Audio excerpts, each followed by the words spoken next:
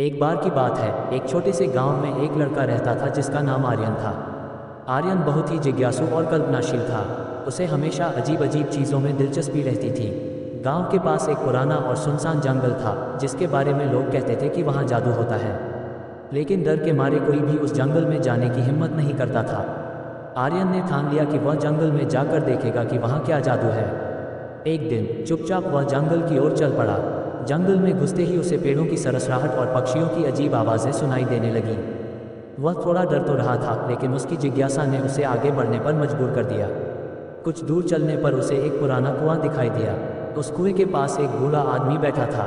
उसके पास एक चमचमाती छड़ी थी।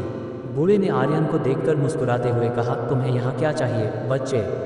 आर्यन ने डरते हुए कहा, मुझे जादू देखना है। लोग कहते हैं कि इस जंगल में जादू है। क्या आप मुझे जादू दिखा सकते हैं?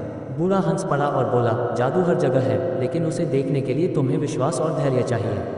उसने अपनी छड़ी उठाई और कुएं की ओर इशारा किया। इस कुएं में झांको और जो सबसे ज़्यादा चाहोगे उसे देख पाओगे। आर्यन ने झांका, लेकिन उसे वहाँ केवल पानी दिखाई दिया। वह निराश होकर बोला, ये तो बस पानी है, इसमें जादू कहाँ है? बूढ़ा मुस्कुराया और कहा, पानी में देखो, पर अपनी आंखों से नहीं, अपने दिल से। आर्यन ने अपनी आंखें बंद की और कल्पना करने लगा। धीरे धीरे पानी में अजीब चमकने वाली रोशनी दिखने लगी। उसने देखा कि वह बड़े शहर में है, दुनिया घूम रहा है और अद्भुत चीज़ें कर रहा है। वह मंत्रमुग्ध होकर देखता रहा। बूढ़े ने कहा, यही जादू है, तुम्हारे सपने और तुम्हारी कल्पना। अगर तुम उन पर विश्वास करोगे और मेहनत करोगे तो ये जादू सच हो जाएगा। आर्यन को अब समझ आ गया था कि असली जादू हमारे अंदर ही होता है। वह खुशी खुशी गांव लौट आया और अपनी मेहनत और विश्वास से अपनी ज़िंदगी को बदलने लगा। सीख, जादू बाहर नहीं, हमारे भीतर की सोच, विश्वास और मेहनत में छिपा होता।